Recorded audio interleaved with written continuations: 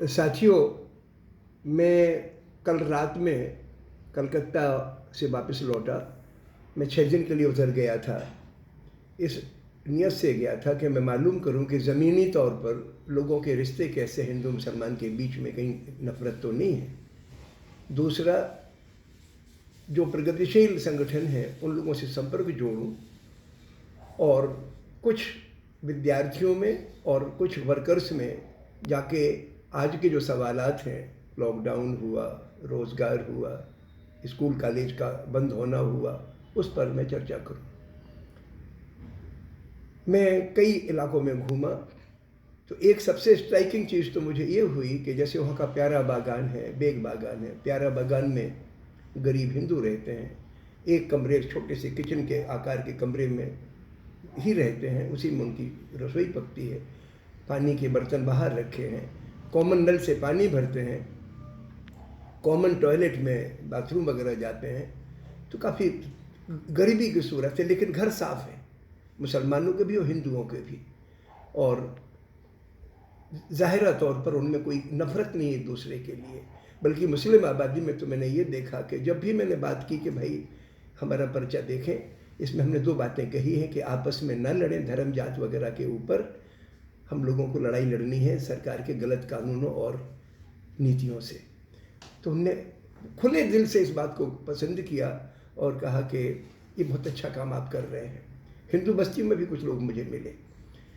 लेकिन एक और बात कि इतने तंग बस्तियों के बावजूद हमें वहाँ पढ़ी लिखी लड़कियाँ भी मिली बेग बागान में, जो मुस्लिम आबादी का, गरीब मुस्लिम आबादी का क्षेत्र है।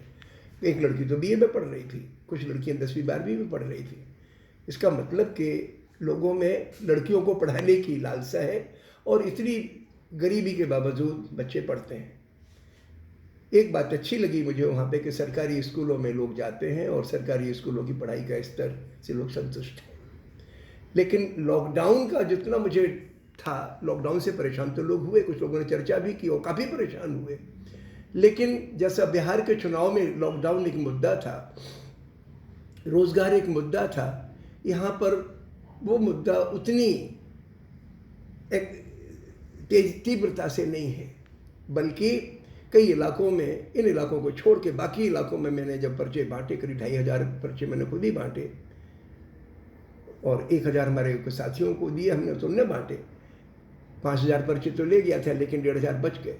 तो इनसे जब मैं मिला 2500 लोगों से, तो मुझे एहसास हुआ 2-3 बातों का। पहला तो ये एहसास हुआ कि मैं 10 लोगों को पर्चे देता था तो 2 ही लोग हमारे पर्चे कहते थे भाई बंगाली मुझे आती, बाकी कहते थे मुझे बंगाली नहीं आती, हिंदी का हो तो दे दीजिए। यानी कलकत्ता में बड़े पैमाने पर हिंदी स्पीकिंग लोग रहने लगे हैं, ख़ासतौर से बिहार के लोग रहते हैं।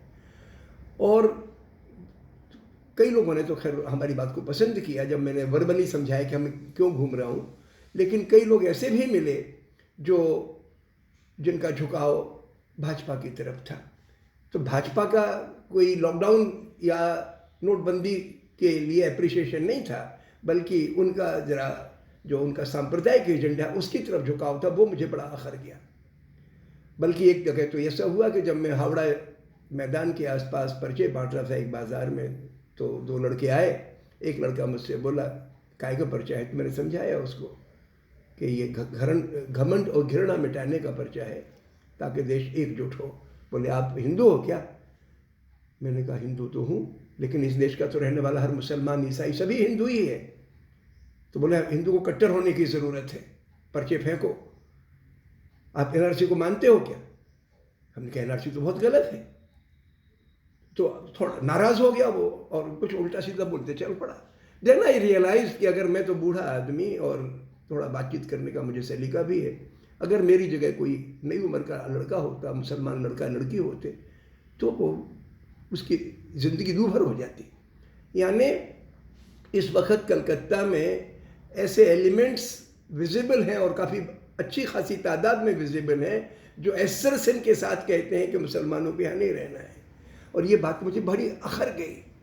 तो जब मेरी मुलाकात वहाँ पे एसएफआई के बच्चों से हुई तो उनसे को मैंने कहा कि भाई इस वक्त आपका प्राइम एजेंडा ये होना चाहिए कि उन बस्तियों में जाओ जहाँ पर कि हिंदू मुसलमान हिंदू रहते हो चाहे मुसलमान रहते हो, ख़ासतौर से वहाँ जहाँ पर इस प्रकार के सांप्रदायिक सोच ने जगह बना ली है, उन लोगों के दिमाग से फितूर निकालना है।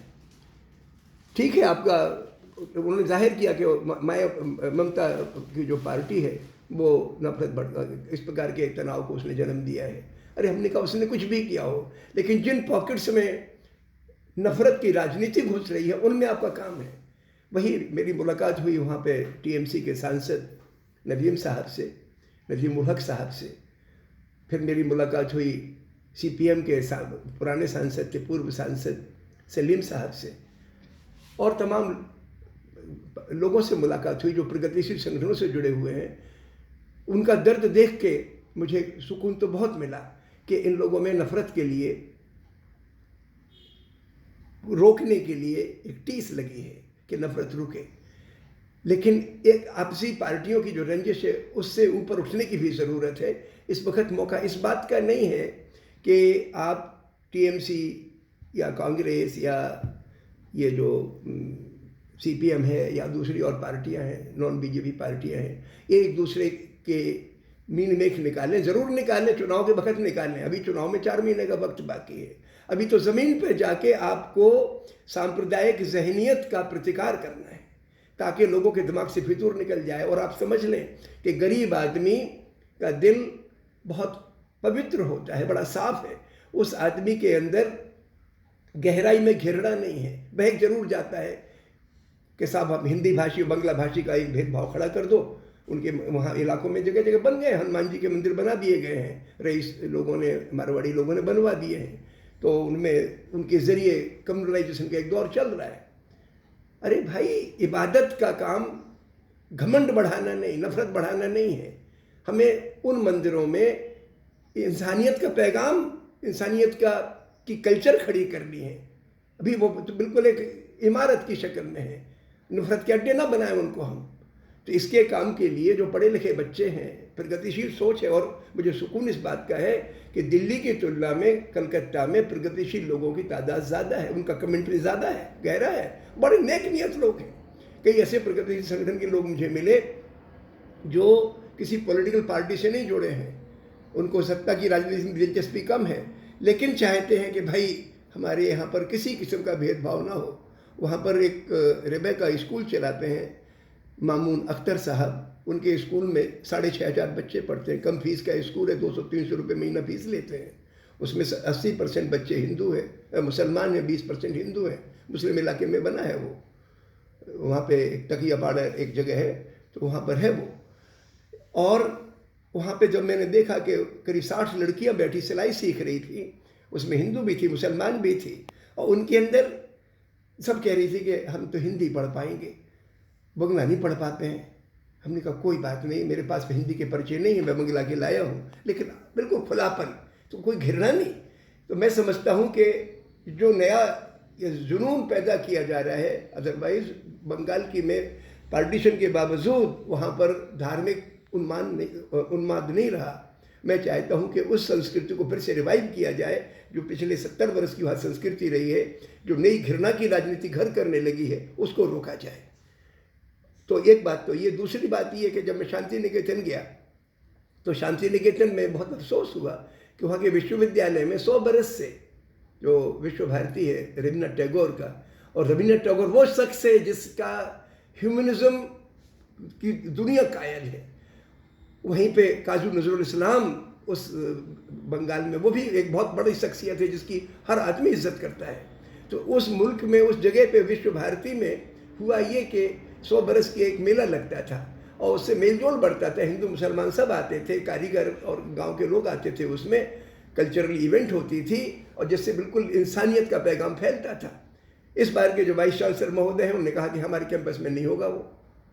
तो लेकिन मुझे सुकून मिला कि वहाँ पे एक गांधीवादी एक्टिविस्ट हैं मनीषा, और वो उन्होंने कई लोगों को संगठित करके जिले के लोगों को बुलाया था और वो एक बाहर के मैदान में उस इवेंट को ऑर्गेनाइज करने का प्रयास कर रही है कि हमारा मेला तो हमारी संस्कृति की पहचान है, उसको बढ़ाने वाली चीज़ है, बलबंसाहत को, इंसानियत को फैलाने वाली चीज़ है। वहीं पे मुझे एक नाटकशाला मिली मैं तो दंग रह गया उस नाटकशाला के लोगों का व्यवहार देख के। इतना ओपन माइंडेड, किसानों के सवाल पर उन्होंने नाटक किया, इतना बेहतर। मैं तो नाटक नहीं देखा, लेकिन लोगों ने मुझे बताया कि इतना बेहतरीन नाटक किया कि जो सरकार के 3 बिल आए वो आपको आसानी से 15 मिनट के इस नाटक में देखने को मिल जाएंगे, समझ में आ जाएंगे आपको। तो बंगाल की संस्कृति हिंदुस्तान को आज दिशा दे सकती है, क्योंकि वहाँ पे 70 बरस तक सांप्रदायिकता से मुक्त समाज रहा है। जातीय द्वेष बदकिस्मती से थोड़ा बहुत है, बिहारी बंगाली का भी थोड़ा बहुत फर्क रहता है, भाषा का फर्क रहता है, लेकिन हम लोगों को हर किस्म के फर्क से ऊपर उठना है।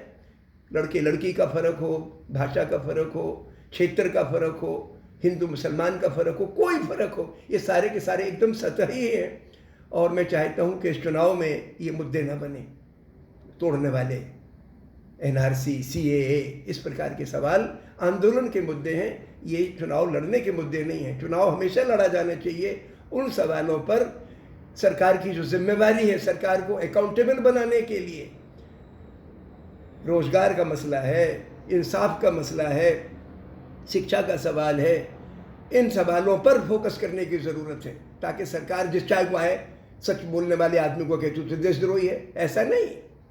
इसको सरकार को सजा देने की ज़रूरत है, तो इस पर चुनाव लड़ा जाए।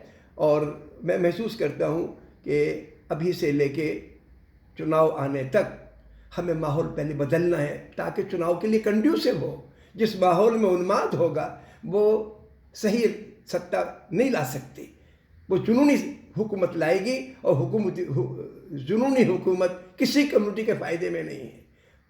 वो इंसानियत का कत्ल करने वाली, मुल्क की जड़ें काटने वाली होती है। लिहाजा जितनी भी सेकुलर माइंडेड संस्थाएं हैं और राजनीतिक दल हैं, उनके कार्यकर्ताओं का फ़र्ज़ है कि बस्तियों में फैल जाएं, लोगों को दिल से उनका एहतराम करें, उनका सम्मान करें, उनसे जुड़ें, और उनकी जहनीत पे से जो काला पर्दा पड़ रहा है सांप्रदायिकता का, भेदभाव का, उसको हटाएं। बहुत बहुत शुक्रिया।